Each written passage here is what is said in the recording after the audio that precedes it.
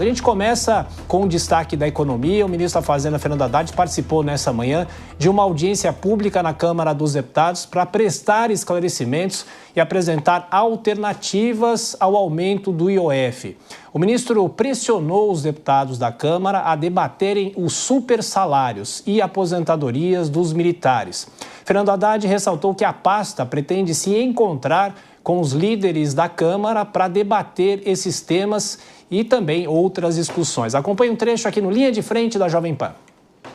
E o presidente Hugo Mota nos convidou, na sua presença, para abrir uma negociação com os líderes sobre o tema despesa primária.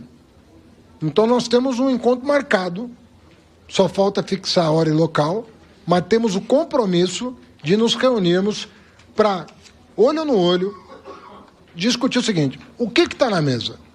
O que nós vamos, de fato, discutir? Nós vamos enfrentar a questão do supersalário ou não? Nós vamos enfrentar a questão da aposentadoria de militares ou não? Nós vamos pôr ordem nos cadastros dos programas sociais ou não? O que nós vamos fazer, de fato? O que está na mesa? Ninguém mais do que a área econômica, eu, ministra Simone, desejamos fazer esse encontro, repito, para fazer as partes caber no todo. Aparentemente estava tudo calmo, porque depois da fala do ministro, a audiência foi marcada por uma discussão entre Fernando Haddad e alguns parlamentares. O ministro ressaltou que foi uma molecagem os deputados Nicolas Ferreira e Carlos Jordi terem saído da comissão após as perguntas e não terem escutado o que o ministro tinha a dizer. A partir daí, se iniciou um bate-boca e nós separamos esse trecho para você.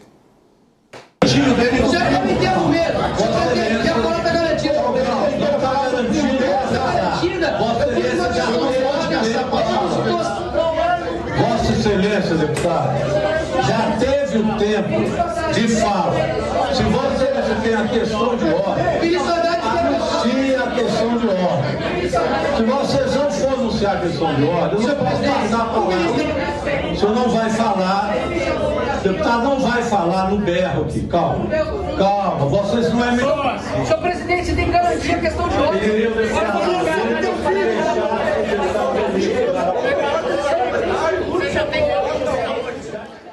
Bom, o clima esquentou então hoje no Congresso Nacional, já vou abrir o debate. Vou começar pela Cíntia Nunes. Tudo bem, Cíntia? Boa tarde para você, obrigado pela presença. Temos dois pontos a serem discutidos. Primeiro, a questão, a alternativa alta do IOF, o ministro fazendo uma convocação para os parlamentares, para discutir os supersalários, mas é claro que o Congresso Nacional está muito crítico, principalmente o presidente da Câmara, muito crítico ao que foi apresentado nesses últimos dias. E esse bate-boca que nós tivemos aí. Bem-vinda mais uma vez. Obrigada, Thiago. Uma boa tarde a você que nos assiste, boa tarde aos meus colegas de bancada. Sempre um prazer. Realmente, assim, a parte da discussão, sem comentários, né? Todas as vezes em que as discussões tomam lugar, se exaltam diante de questões tão importantes, onde entra a briga, perde a razão. Então, isso é sempre lamentável, a questão até mesmo do decoro parlamentar que deveria permear esses momentos. Agora, em relação à fala do ministro, eu acho bem importante quando ele diz, será o que a gente vai colocar na mesa, né? Será que, de fato, a gente vai enfrentar a questão dos supersalários? E começa perguntando o que se entende por supersalários e onde é que esses supersalários estão. Quando o governo vem falando de ajustes, e a gente sabe que é necessário, o ajuste é necessário, alguma coisa precisa ser feita, mas a impressão que eu tenho é que tudo que se fala de ajuste envolve cada vez mais sacrificar o bolso de você que me assiste, o bolso de todos nós, porque só se fala de aumentos e os cortes, efetivamente, até agora, a gente não viu nenhum. Então, assim, bons ventos tragam realmente reformas que são necessárias. Por hora, diante desse vai e volta desses pacotes, eu prefiro aguardar e quem viver verá. Rodolfo Maris, boa tarde para você. Mais uma vez, obrigado pela presença no Linha de Frente. E desde o domingo, quando o governo apresentou ou conversou com os líderes do Congresso Nacional para apresentar as alternativas altas do IOF, o setor produtivo vem criticando muito, dizendo que o governo aumentou imposto mais uma vez, acabou tirando de um lado e ampliando os impostos de outro. De qualquer forma, a bola está com o Congresso Nacional e o ministro hoje fez essa convocação. Boa tarde. Boa tarde, Thiago. Bem-vindo você ao Linha de Frente hoje, aqui ocupando a mesa, honrosamente no lugar do nosso amigo Fernando Capês e meus amigos de bancada também, uma boa tarde. Bom, a questão do Haddad em relação... A primeira é o IOF, Você citou aqui o IOF. Muita gente critica sem saber de fato o que significa o IOF e por que é tão importante esse imposto.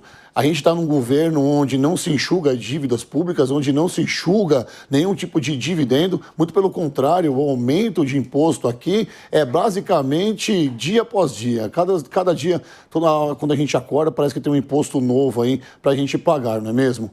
Um governo que gasta muito mais do que está arrecadando, e isso bate de frente, principalmente com a nossa economia do país, onde nas gôndolas de supermercado é muito primária aqui a minha colocação em relação à economia, porque é muito simples você saber da economia. É só ir na gôndola do supermercado e ver quanto é que está custando o preço dos alimentos que estão expostos ali. E é vergonhoso também, num debate desse, onde ali tem políticos que nós os colocamos ali diante do nosso voto e diante de todo o pleito político necessário para que eles nos representem, um bate-boca desse jeito, com deputados abandonando o plenário ali, diante de uma falta de responsabilidade, talvez até uma falta de bom senso, quando você tem que, na verdade, respeitar o amplo direito do contraditório, você não tem. Você simplesmente começa a bater boca, levanta e sai. Não é esse tipo de política que nós queremos ver aqui no nosso país, sobretudo com esses políticos que têm a incumbência de nos representar. Rafael Paiva, boa tarde para você, bem-vindo ao Linha de Frente. É saber o que o Congresso vai fazer a partir de agora com as medidas anunciadas pelo governo, as alternativas à alta do IOF. Bem-vindo mais uma vez. Olá, boa tarde, Thiago, boa tarde a toda a audiência, os colegas aqui de bancada. Eu vou na mesma linha dos meus colegas aqui. Eu tenho duas ponderações a fazer sobre esse assunto. Em primeiro lugar, nós temos um governo que, evidentemente, acho que é difícil alguém debater em sentido contrário, que gasta muito mais do que arrecada. E a única solução encontrada é sempre o aumento de impostos. Então, nesse sentido, evidentemente que toda nova notícia sobre aumento de impostos gera repercussão e, consequentemente, gera preocupação, não só no Congresso, mas em toda a sociedade e nós que fazemos parte dessa sociedade. E a segunda ponderação é que também me entristece bastante ver uma oposição no Congresso tão fraca como nós temos hoje. Porque um governo, uma democracia, se faz de situação e oposição. E me parece que hoje nós temos uma oposição que, em que pese ser bastante barulhenta, e ela é muito importante, ela peca em não cobrar o governo de forma contundente, mas de forma séria também. Então, eu acho que o Congresso, nesse sentido, precisa sim cobrar o governo. O Poder Executivo deve respostas ao Congresso e, consequentemente, à sociedade sobre a situação fiscal do nosso país, que é bastante preocupante. Toda hora eu ouço alguém falar, não teremos dinheiro para pagar as contas em 2027, em 2026. Isso é preocupante demais. Então, o Congresso tem que fazer a parte dele, tem que cobrar, o governo tem que explicar e esperamos que a oposição seja um pouco mais séria nesse sentido. Sérgio Zagarino, também bem-vindo à Linha de Frente. O Rafael fala de uma oposição fraca no Congresso Nacional. Agora, de que forma o Congresso vai lidar com essa nova discussão? E o ministro também cobrando os parlamentares para discutir os supersalários. Ontem o ministro já tinha falado que são medidas que só vão afetar quem mora em cobertura. Boa tarde para você. Boa tarde, Thiago. É sempre um prazer inenarrável estar aqui na presença de meus amigos de debatedores, mas principalmente você que nos assiste e nos ouve pela rádio. Bom, o ministro Fernando Haddad, ele tem sido aí um herói, talvez, dentro do governo Lula, desde quando tivemos o início, dia 1º de janeiro de 2023. O ministro Fernando Haddad, ele tem sido resistência dentro do governo em relação ao ajuste fiscal. não é a primeira vez e não será a última que nós vemos um ministro tentando, de alguma forma, equalizar a conta de um governo que vem gastando muito mais do que arrecada, em razão de um Congresso que não está preocupado com o país, mas sim com os seus próprios benefícios, levando em consideração a necessidade dos parlamentares brasileiros de pegarem uma fatia do bolo do nosso orçamento, que hoje é gerido pelo Executivo, pensando nas suas respectivas reeleições. O ministro Fernando Haddad, ele tentou, ao longo desses 2 anos, apresentar algumas medidas, e me recordo muito bem que a medida apresentada no final do ano passado foi para tentar reduzir o custo do governo, mas ele não conseguiu apresentar a forma que ele ia fazer isso. E em dezembro, esse anúncio foi um desastre, porque ele foi feito ao mesmo tempo que o parlamento, que o nosso Congresso estava discutindo a liberação das emendas que estavam suspensas pelo até então ministro Flávio Dino. Vejam, o Fernando Haddad, ele tenta de alguma forma apresentar um pacote de medidas de redução fiscal, mas o governo não consegue. E aí que está. E tem se tornado insustentável a figura do ministro Fernando Haddad no cargo mais importante do Brasil hoje, que é o ministro da Fazenda. Isso porque a gente, ao longo desse período que eu comentei aqui agora, do final do ano até hoje, nós tivemos o recorde do dólar. Nós estamos vivendo uma inflação que está descontrolada. E você que está em casa, você sabe disso quando você vai na gôndola do supermercado. E eu falo de coisas básicas, como carne, como ovo. Então, medidas agora de redução, de alteração na cobrança do IOF, que vai gerar impacto no mercado financeiro, elas têm que ser feitas de uma forma que você consiga demonstrar o ajuste fiscal. E aí o ministro Fernando Haddad, ele mesmo apontou, ele falou assim, olha, vamos ver aqui a questão dos super salários. Tem um estudo, Thiago, que fala que se você limitar a questão dos salários do poder público no Brasil, você em um ano economiza em torno de 5 a 6 bilhões de reais. Eu digo isso naqueles penduricários, porque o limite do super salário hoje no Brasil, ele é o teto do ministro do STF. Então libera na casa dos 40 e poucos mil. E tem gente que recebe muito mais que isso. Tem juiz... 46 mil. 46 mil, obrigado. Tem juiz que recebe penduricalho, beirando na casa dos 100 mil, 200 mil. Já tivemos matéria de juiz recebendo até 1 milhão. Fora todos os privilégios que os deputados têm. Lembrando que nós temos um poder judiciário muito caro, um poder legislativo muito caro, eu digo, entre os primeiros mais caros do mundo, num percentual comparado com os demais países do nosso PIB. Então, vejam. O ministro Fernando Haddad, ele tem enfrentado esses desafios, ele se colocou à disposição na Câmara, eu sempre critico muito as decisões deles, mas talvez não tenha mais o que ele fazer. Afinal de contas, dentro do governo, ele aparenta ser voto vencido e ele consegue desagradar todo o nosso Congresso com essas tentativas. Vídeo o que aconteceu agora lá na comissão.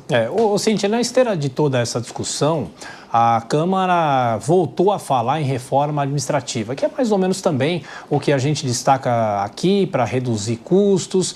E esse é sempre um vespeiro, né? Porque há muitas resistências e o Zagarino fala do setor judiciário, da área da justiça, do judiciário para se cortar gastos. O ministro fala em super salários também. De que forma o Brasil precisa debater isso? Mas é bom lembrar que daqui a pouco começa o segundo semestre de 2025 e em 2026 ninguém faz absolutamente nada por se tratar de um ano eleitoral.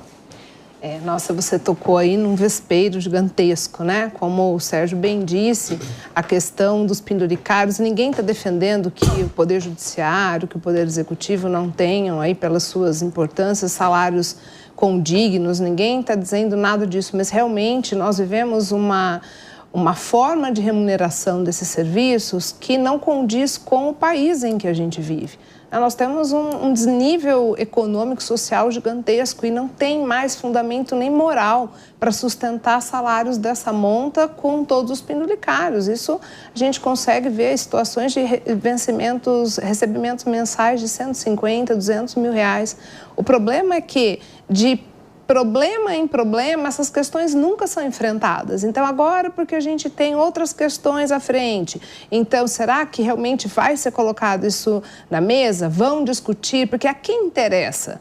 A questão é que quem está no poder decide sobre o poder. Então, a gente entra num um ciclo vicioso que é muito difícil sair disso. A população, quem se indigna, quem olha e fala, olha, precisamos fazer alguma coisa, não tem esse poder e não consegue mudar o estado de coisas.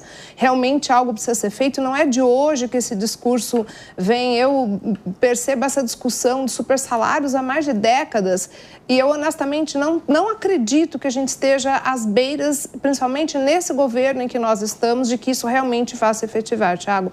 Honestamente, gostaria de ter uma posição, é que independentemente até da questão política, eu não acredito, porque isso se reitera de governo para governo e é mexer realmente em um saco de vespas e ninguém está disposto a tomar essas ferroadas.